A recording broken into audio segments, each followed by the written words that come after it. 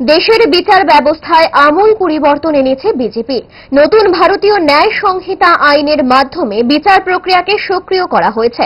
বিচার প্রক্রিয়া চলে আসা দীর্ঘ সূত্রিতায় এখন বিচার আটকে থাকে না।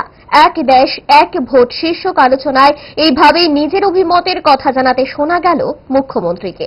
এবং নতুন যে আইন হয়েছে চার্জশিট দেওয়ার পর 7 দিনের মধ্যে বিচার শুরু করতে হবে। আগে চার্জশিট দিলেও হবে, এখন 7 দিনের মধ্যে।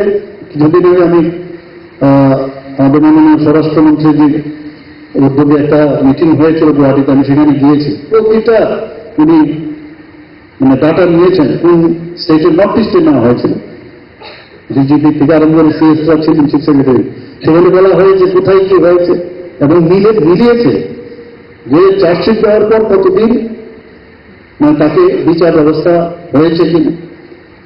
এবং শুধু তাই না, 30 দিনের মধ্যে রায় ঘোষণা করতে হবে। ভাবা যায় কোথায় আইন ব্যবস্থাকে কত শক্তিশালী করছে। আগে তো বোঝা যেত না কবে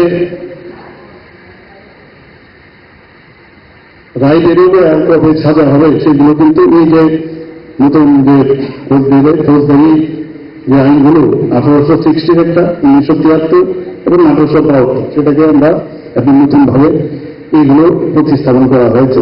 একটার পর একটা মাননীয় প্রধানমন্ত্রীজি করছেন।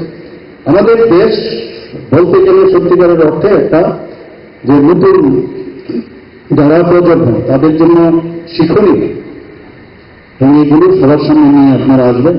দোষ আপনার ফুড হ্যাবিটের নয়, ভেজালে। সেই মায়ের আমল থেকেই তারা 5 দশক ধরে গ্যাস, অম্বল ও পেটের সমস্যার একমাত্র সমাধান গ্যাস নল।